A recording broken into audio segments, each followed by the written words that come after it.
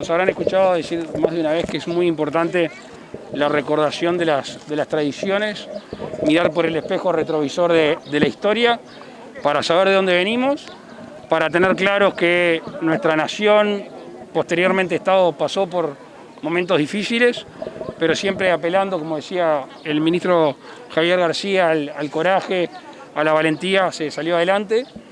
Y también para tener en cuenta que el Uruguay es una construcción colectiva de mucha gente, de muchas ideologías, de muchos partidos, hace mucho tiempo. Y eso nos tiene que enseñar para hoy y para mañana. Ese es el sentido que uno le da a las fechas patrias. Recordar, saber de dónde venimos y sobre todo juntar fuerza, pararse arriba de eso para seguir adelante. El alcalde hacía referencia al tema de, bueno, es más importante una fecha patria que un fin de semana largo. En este contexto post-pandemia y con la industria del turismo realmente afectada, esto, ¿cómo se va a implementar? Yo sostengo lo mismo que sostiene el alcalde de Sarandí Grande. De hecho, en ese sentido mandamos un proyecto de ley al Parlamento para que se apruebe, para que algunas fechas patrias que hoy se traslada su conmemoración, que no se traslade más y que se haga justamente el día calendario. Presidente, una y otra vez desde el gobierno, integrante del gobierno, usted mismo ha marcado en el debate que se viene por la ley de urgente consideración el cuidar la democracia. ¿Por qué esa advertencia? ¿Por qué permanentemente? No, advertencia no diría. Simplemente subrayar y marcar el tono que va a tener la coalición de gobierno en la discusión, si es que se llegan a las firmas, cuando se termine de contabilizar y se ponga la fecha, la discusión va a ser una discusión en ese sentido.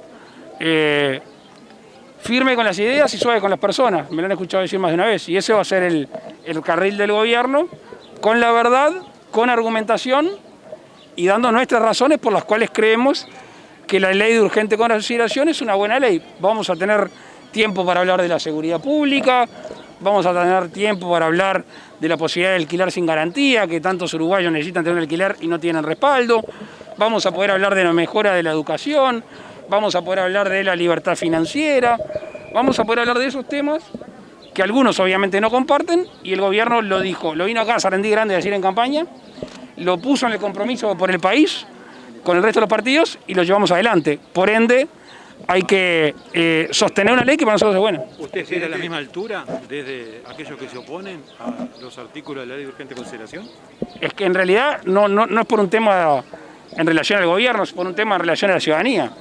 Ser intelectualmente honesto y discutir las ideas y no descalificar personas. Eso debería ser una norma, debería de ser. Eso es lo que pidieron también desde el otro sector, desde la oposición. Y está perfecto. Ahora se está discutiendo la ley. Se discutió en el Parlamento. A ver, no, vamos para atrás. Pues yo creo que no hay una ley en la historia del país que se haya anticipado tanto. Primero en un programa de gobierno y durante la campaña dijimos, si nos toca ser gobierno, vamos a presentar una ley de urgente consideración. Por lo menos me lo escucharon decir casi un año antes, todos ustedes. Después dijimos cuál era el borrador de la ley. Lo dimos a conocer a la opinión pública aún antes de presentarlo. Es un hecho inédito que el gobierno diga, este es el borrador de la ley que vamos a presentar. Después la presentamos y tuvo el tiempo constitucional para tratarla. No solo eso, la ley no la votaron solo los partidos de la coalición, ¿está claro? Varios artículos lo votaron otros partidos políticos. O sea que tan mala no es la ley. Inclusive dentro de los 135 artículos hay algún artículo que no votaron solo los partidos de la coalición. Discutamos el por qué se quiere derogar. Mi pregunta básica, primaria es, díganme, después de 1 año y 3 meses de vigencia de la ley, ¿cuál es el efecto negativo que ha tenido? Porque si, perdón, ahí es tipo, hacía una pausa, iba a seguir, era tipo para generar el suspenso. ¿Cuál es el efecto negativo?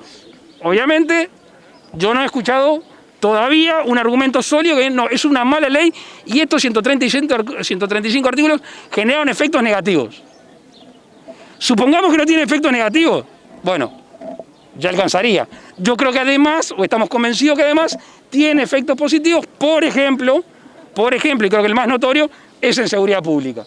Hay un respaldo de la policía, hay una creación de la dirección rural, hay una modificación de la legítima defensa y hay un respaldo mayor a la policía que lo siente y la ciudadanía lo siente. ¿Estamos bien?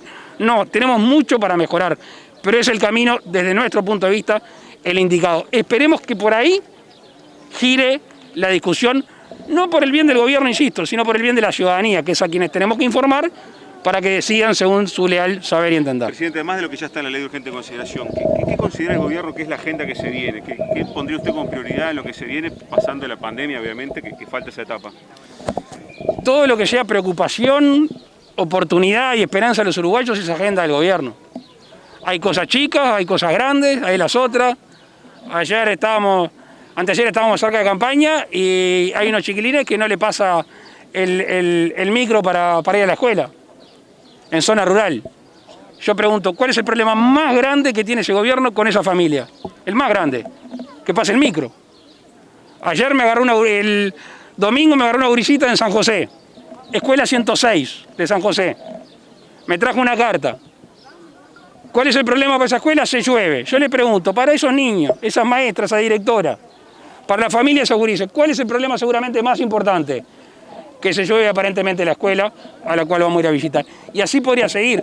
Por algún gobierno le integran tantos ministerios, tanta secretaría, tantas empresas públicas, porque todo se tiene que dedicar a lo suyo, que es que dentro de 1236 días, cuando se termine este gobierno, la ciudadanía sea más libre y más próspera. Si es así, habremos cumplido, y si no, la ciudadanía... O sea, las bases de reforma, digamos, están puestas en la LUC. Digamos, a partir de ahora se trata de buscar cuestiones concretas que se le plantean al gobierno. Cuestiones concretas y de las otras. Ustedes escucharon a todos los gobernantes el periodo pasado y el anterior hablar de la reforma de la seguridad social, ¿verdad? De la urgencia de la reforma de la seguridad social. Yo los escuché. Me imagino que ustedes también. Bueno, no se abordó. No solo no se abordó, sino que con la reforma que se hizo, se perjudicó más aún el sistema cuando se dijo que iba a costar 30 millones de dólares y costó cerca de 100 millones de dólares. ¿Qué le toca a este gobierno? Le toca abordar la seguridad social. ¿Cómo lo va a hacer?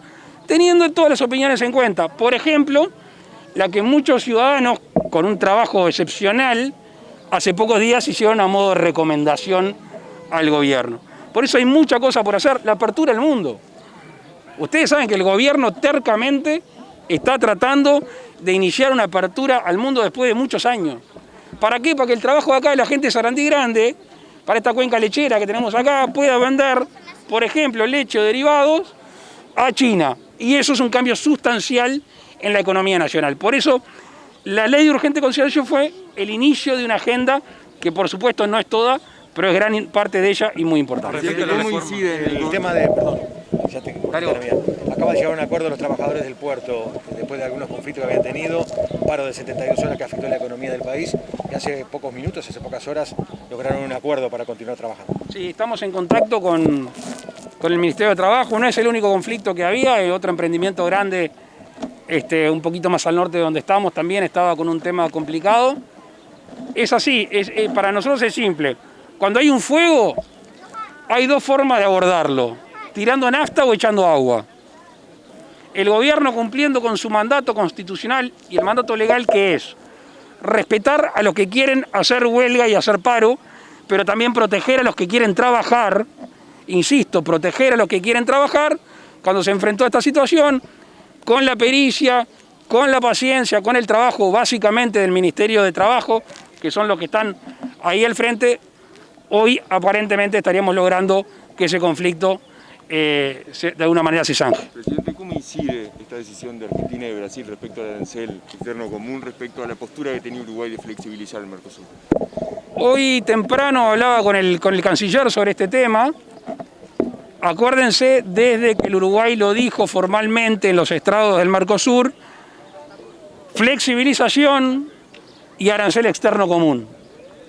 Para nosotros es muy importante que vayan de la mano, o mejor dicho, fundamentalmente para el Uruguay la flexibilización es importantísima por lo que hablábamos hace unos minutos.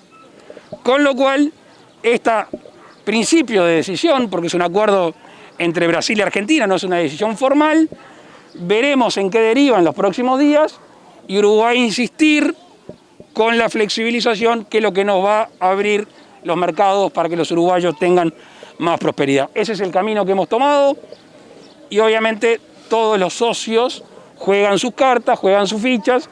Veremos el camino intermedio o el de mediano plazo a ver qué logramos. Con respecto al tema de la reforma jubilatoria, la reforma previsional, ¿el gobierno la va a encarar este año, el año próximo? ¿Y qué pasa y cómo juegan los posibles costos políticos que pueda tener esa reforma? Si un gobernante mide costos políticos cuando hay algo necesario, es muy egoísta, ¿no? Es muy egoísta. Además, todos tenemos claro, insisto, cuando nosotros estábamos en la oposición, los que eran gobierno decían que había que reformar la seguridad social. Quizá entendieron que no tenían o la voluntad o las ganas o simplemente no llegaron a una fórmula. Nosotros entendemos, por los chiquilines que andaban acá, que le tenemos que dejar un sistema que funcione. O sería lógico de un gobierno decir, sabemos que el sistema de la seguridad social va rumbo a ser insostenible y que miramos para el costado. ¿Eso es lo que le piden a un gobierno? ¿Que mide a costos políticos y que mire para el costado? No, nosotros no somos así. Vamos a tratar de hacer una reforma justa, una reforma que apele a la nueva expectativa de vida, a las nuevas formas de trabajo, que tenga un componente social importante a aquellas jubilaciones mínimas, que tenga un componente de género, que también es importante, y obviamente tratar de hacer algo sostenible a largo plazo. ¿En qué tiempo? En el tiempo prudencial. Lo vamos a hacer, lo vamos a hacer. ¿La luz complica pensar en ese tiempo o es preferible esperar el referéndum y después encarar ese tema? No sé si complica o no complica. Lo que quizás, poniéndome en esa pregunta que ustedes me hacen, primero tener un diagnóstico total y haber escuchado a todos y tener un proyecto de ley, porque después del diagnóstico hay un proyecto de ley, y quizá que la ciudadanía esté dando una discusión a la vez. Pero el referéndum que faltan 4 meses, más o menos, 5 meses. Bueno, veremos. Presidente, estamos a 15 días de que se abran las fronteras. En estos últimos días se ha hablado mucho, por ejemplo, del departamento de Colonia, con un incremento de casos, sobre todo mayoritariamente por gente no vacunada. ¿Tiene pensado tomar medidas en particular, llamar a la vacunación? Lo hizo el ministro Salinas. Están las vacunas. Todo el Uruguay hizo un esfuerzo enorme. Es claro, apelamos a la libertad, que la gente se vacune si quiere, si no, no, pero creo que es una obligación a esta altura moral con la ciudadanía decir, bueno, se vacunó la gran mayoría de gente. ¿Pero habrá una campaña sobre la apertura de fronteras no cambian nada. ¿Por qué? Porque los que entran vacunados. No es que entra cualquiera, entran vacunados. Entonces no altera la decisión inicial de abrir la frontera el 1 de noviembre, que todos esperábamos y cruzamos los dedos, que sea una buena temporada turística, porque parte de nuestro país necesitan para volver a recuperar un trabajo, un salario, una inversión, para generar prosperidad en esa zona.